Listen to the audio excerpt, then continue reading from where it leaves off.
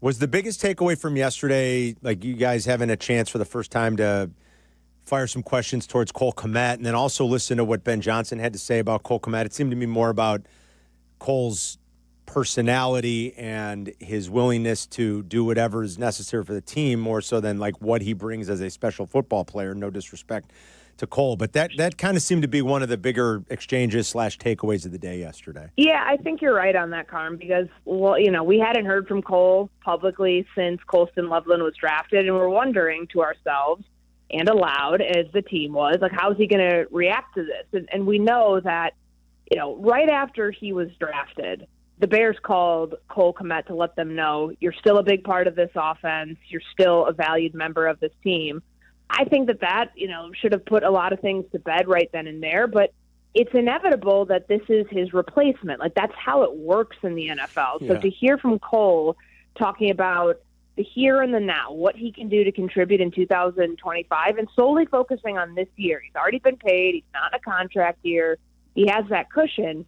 And knowing that the two of them can coexist to a degree, but inevitably there's going to be someone who becomes Sam Laporta in this offense, and whether it's Kmet, whether it's Colston Loveland, who, frankly, that's what it probably projects to be. He's a top 10 pick. You better play him like that. Yeah. I think that's going to be something that he has to deal with on the fly as it happens, and we'll get to see how he handles that. But he said all the right things yesterday.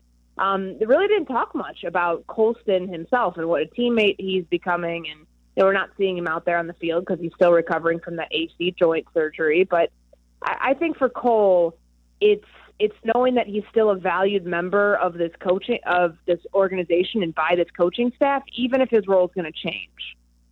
Did you ever think we'd be analyzing body language as much, specifically with a player like DJ Moore, considering what that first year was like when they got here, even though they weren't very good? I mean, I know that body language is a huge thing here during the Cutler years for obvious reasons, but this clearly extends beyond the quarterback. And, DJ put some bad things on tape last year. It started week 2 in Houston. It did not look good for him when he's walking off the field in the middle of a play in Arizona. Like, he's got to own that. He's got to know that that's, something he can't do. And even this offseason, he said that there was an instance, I couldn't I don't gauge it was yesterday, but I gather it happened at some point during phase 2 or likely phase 3 during OTAs where he had bad body language, and he said he nipped it in the bud right away. Yeah. And it hasn't happened again. Like, it's something he knows he can't do. So the self-awareness is there. Like, you're 8 years into this. Like, you got to have a better poker face when things don't get wrong. And it's weird to me that it's all of a sudden showing up here, because when DJ came to Chicago, he was quiet. Yeah. Like, obviously it took him a little bit of time to get around the guys and figure out what kind of leader he wanted to be. But when he was in Carolina, he's the guy who's breaking the huddle and like, not the rah-rah guy, not the emotional vocal leader. He's going off and leading by example. That's what the perception of him was coming here. And I think that, I'm not saying that changed, but there's definitely been a more emotional response to him when things don't go right. And maybe it's because, you just got paid, you want to have a successful career, you want to be on a winning team. The guy's never had a winning culture. I'm sure that wears on you, but, as a veteran, he knows that he can't, there's no cutting corners anymore. Like, you can't act like that on the field and not expect it to become a storyline. So the easiest way for that to not be any of those things is just to not let it happen. Yeah. What's happening at left tackle? So they're rotating tackles again today. So it was Trapilla with the 1s. Karan Amagaji was there yesterday with the 1s. He was with the 2s today. That's what they're going to do until Braxton Jones gets back. So you can view this a number of different ways. Either it's Braxton's job to lose. Obviously, we've got to see how healthy he is and what that means for, the rep count when he gets here. Like, to practice, training camp. Is he going to be taking the first team reps? Is there going to be like a number that he's getting versus the other 2? There's not that many to go around. What does that look like? So you can view it that way, or you could view it through the lens of Braxton has the most experience. It makes the most sense to play him at left tackle. And if you can find your swing tackle coming out of this competition and a high-end swing tackle at that, then you've done your job. Like, I don't think they'll be upset if Ozzie Trapillo can't win the job this year because he's got time. Even with Karan, the 3rd-round pick, being a swing tackle, if that's what he amounts to, is not a bad thing. It's not a waste of a pick by any stretch. You find a swing tackle in the third round, that's a win. Yeah. So I think it's, we won't be able to tell any of this stuff until training camp starts when Jones gets out there. But, curious, like how do you evaluate them right now when they're not in pads? That's the hard part. Like behind the scenes, obviously there's the meeting room work. There's the stuff that they're doing together as a group, the group of tackles. But, pass blocking is the most important job of a tackle. Ben Johnson said it yesterday. What's going to be the differentiating factor between those two that are currently doing it when you can't determine who has pads on or not? You can't determine until who has pads on, until they have pads on. Sorry, English. And that's going to be difficult, I think, to be able to have any sort of declaration until August. Yeah. Easily the most important battle we're going to watch come camp, right? Easily. Oh, absolutely. Yeah. Without question. I mean, there really aren't that many position battles when you think about it, which is that's a good place to be for a team that's paid guys. They paid DJ, they paid Montez, they paid TJ Edwards, Jalen Johnson. Some of your premier positions are already locked up by guys making a crap ton of money, so you're going to be playing them. But I think this has got to be weird for the Bears. I mean, Ben Johnson knows what offensive line stability is like. The Bears don't.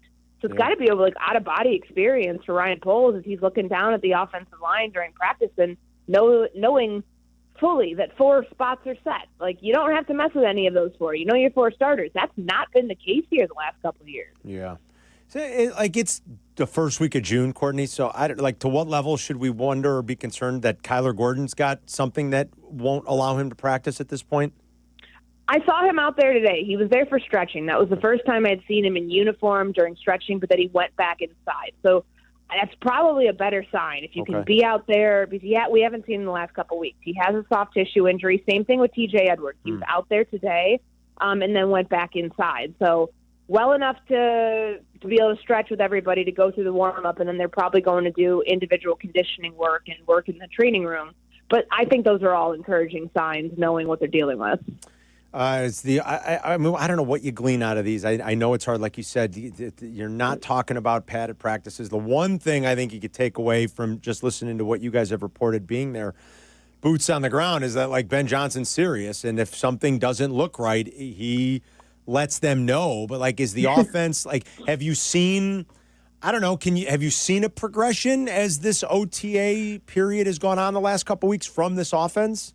Yeah, I think Caleb probably had his best day of the 4 practices we've seen out here today. Okay. And even still, he checked down a pass in 7-on-7 to Roschon Johnson, and he's getting lit up by Ben Johnson. So I think that they're taking to the coaching, and there's a lot being thrown at them right now. You say that every offseason, but truly, brand new offense, complex offense, an offense that runs a lot of gadget stuff and has a lot of innovation. You can't run stuff like that if everybody is not on their P's and Q's the way it needs to be in a perfect manner. So, that's why it's as intense as it is right now. But, the pieces that they're mixing in and out of this offense, remember, Luther Burden's not out there. So you're seeing a lot of Olamide Zaccheaus, getting those reps coming out of the slot. You're seeing a lot of, running back rotation, too. That's I think, their way of being able to keep things, make sure, you may have a 10-year vet, you may have a first-year vet, a first-year player. You got to coach them the same right now because they're all still learning. And, that's what we're seeing right now is this offense, no matter what your experience level is in the scheme or just playing football. That's how they're approaching it. Okay. Anything else we should know for the rest of minicamp? No, I think that, tomorrow's the last day, and then the vets will be excused. I imagine they'll be able to attend if they want to next week, but next week should be a rookie-only sort of deal like they did last year. Okay. All right, Courtney, good stuff. Thank you. We appreciate the update. Thanks, guys. Take care. We'll see you.